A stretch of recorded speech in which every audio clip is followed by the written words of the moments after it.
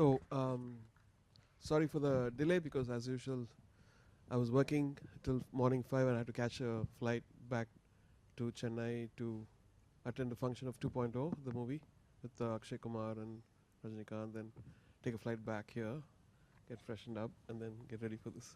Well, you are always worth the wait, Mr. Ram. Thank you, thank you. We agree? Can we second that with a round of applause? Absolutely. I can't see anyone who's not clapping. Thank you for being here, and thank you for talking to us. Yes, and Krishna, congratulations. You've done an absolutely fantastic job with the book. Thank you. Yes? I want to acknowledge Nasrin Muni Kabirji, who's written my other book, Spirit of a Dream, and even that book was beautiful. And so I told Krishna, you have competition. Major inspiration, Muniji. Another fantastic book, so which we again need to clap for.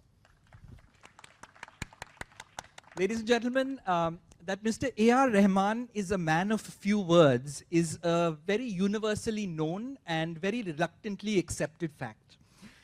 In journalistic circles, much as we'd all love to meet, talk to, and write about this superbly talented man who has made us all so proud, from a journalist's point of view, interviewing A.R. Rahman is still considered a challenge. Will he speak? Will he not? Will he answer in monosyllables?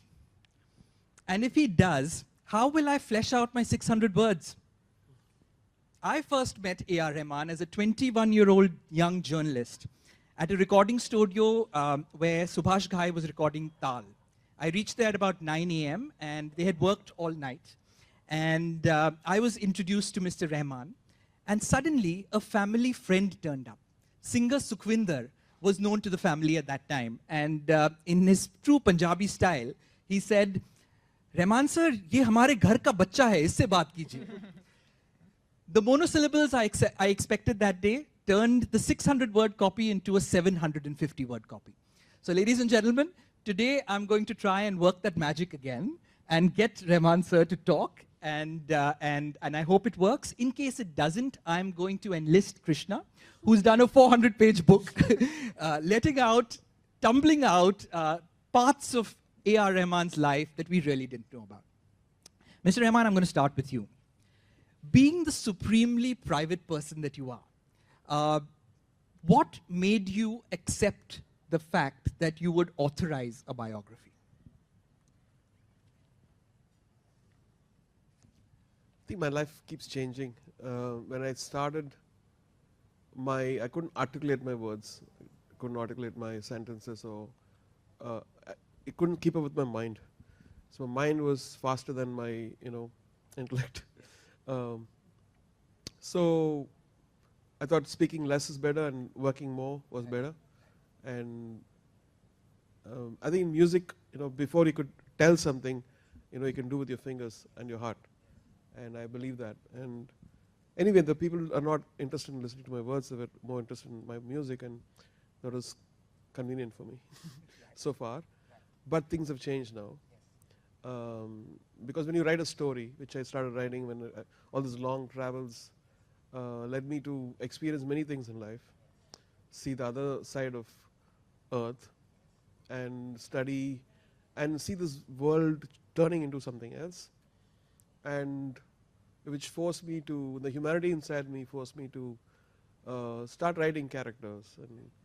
And also, instead of complaining about filmmakers I've worked with some amazing filmmakers, I'm very grateful to them, but I also felt that more could be done because of what I learned from the Western world in a way, in London West End or Broadway or in Hollywood. And so that led me to, why can't we do movies like this? Why can't we have a character like this? And so, that will force me to challenge myself to produce something else, some other music. Whether they like it or not, I don't know, but so that led me to 99 Songs, the first movie. No, that's absolutely fantastic, Yeah. and we're going to talk about the films because that's one part of your life we know such little about. And we look forward, of course, to the movie. But a biography means private parts of your life, which you have kept guarded and not spoken about, coming out either through you or through people around you. How did you get into the comfort zone to say yes to those stories? I mean, it is what it is, and people know my biography. Yes. It's no secret. No. And so they know for the past 26, 27 years. Yes. And I've been telling the story again and again. Yes. And I'm not bored with it because I know that different generations are going to listen to it. Yes. The generation which listen to that has Yes. changed. They're busy now. Yes. So the other generation, if Yes. they're interested, they could listen Yes. to it. So with that thought, I tell the story again with enthusiasm. So just to give you a perspective of a reader, your stories are inspirational. and that is what's going to change the generation. Krishna, you knew this was going to be a task. You knew it was not going to be easy. You knew you would have to really dig into getting answers. What made you take up the challenge? I think what we need to understand before everything else is Mr. Rahman's journey has been one of constant transformation. He has always been transforming himself, starting from jingles to movies, Tamil movies to Hindi movies, Hindi to international. We had Vande Mataram, we had Broadway. So many instances of jumping out of the comfort zone and going into completely unexpected things. The latest of these being movies. So I was fascinated because I think one of the biggest problems we as human beings face is the unwillingness to go out of our comfort zone. And here is a man who's at the top of his game each time and bounding into the unknown. I thought there was an inspirational story just waiting to happen over there. And of course, Mr. Rahman is, to quote many people I spoke to, a national treasure. So it's a huge, huge responsibility to have on my hands. But I thought I wanted to do this because, as he said, there are many generations that have been and many generations to come that need the inspiration that you can find in his life. So taking all these things into account, I fired him a mail, I think out of the blue one day, saying that, you know, Rahman sir, your life has been about transformation each time. Why don't we analyze all your previous transformations based on this most recent transformation, becoming a movie maker? And I was not I wasn't expecting a reply, much less a positive one, but he said, love the idea, let's go ahead. And that's how it started. Coming from my perspective, I always want to see more writers in India write our stories, and because you always get inspired by world culture, world literature and everything. We have great literature too in our own languages, regional languages. So Krishna had just finished that book, and he's a son of my friends, Tirlok and Sharda. And I'm grateful to them because they introduced me to Mani Ratnam. So that goes there. So there's great history in his heritage. But for a 19-year-old, 23. I know it doesn't make it much better. Fantastic depth, right? And until this afternoon, before I came here and saw his photograph, I was going to call him Mr. Trilok because I really thought he was a senior gentleman who's written this story. So Rahman sir, you obviously got the right person, and fantastic job. I was very worried because it's a double-edged sword. Yes. If it goes wrong, then either both it of us will goes be the Snapchat way, or justly so. Yes. And when I went to Penguin, Miss Manasi Subramaniam at Penguin and pitched this idea, she said that if you write it, we will take it.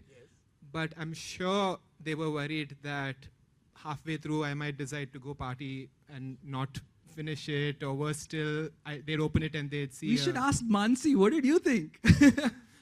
That's for another time. Right. We'll get to that. But you know, what's most endearing is these little secrets about your life. Now, they're not secrets, but we just didn't know them. For instance, your penchant for how things need to be tidy.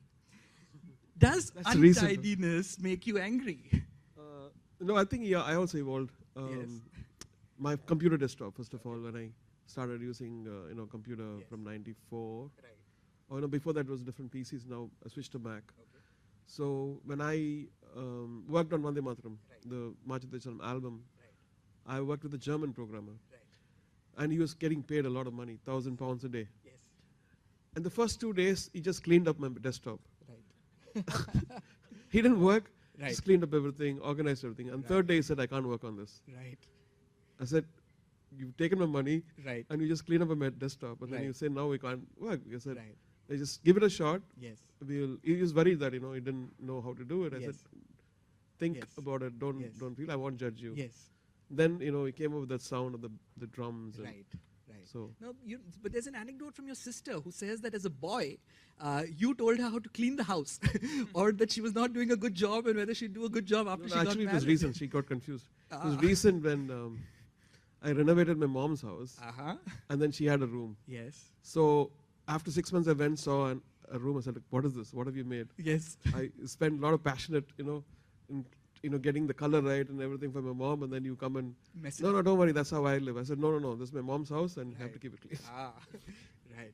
But I would like to add that when they're talking about, tidiness and lack of clutter, it's Yes. not just in a physical aspect. Right. Because even for art, Yes. especially the kind of spiritual art that Mr. Rahman has Yes. proved himself to Yes. produce, Yes. you need a mind which is very clear about Right. who you are. Right. So I think when we talk about equanimity and Yes. really a clean Yes. mind, it's Yes. also that. No, that's great perspective. But we are just taking delight in knowing more about the person who we've adored for so long, who's not let us into these little secrets of his life. So that's what the book is providing us, and that's what's most beautiful. Krishna, you've written in the first part of your book about AR's anger.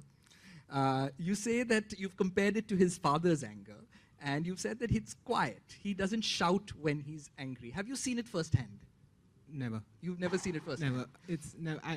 Again, as I'm saying, I don't Those are the think secrets nobody knows. We're making the secrets tumble out. it's the anger that I think, as Mr. Bharat says later on in the book, it's the anger of any highly intelligent person who feels that, when everyone is not up to his level sometimes. So it's not the shouting, yelling, emotional anger. Yes. It's more just a momentary flash of irritation, which I think is human. Anything to say? Nothing. I think passionate people get angry. When angry in the sense to motivate, otherwise nothing happens, right? Of course. Yeah. No, absolutely. As long as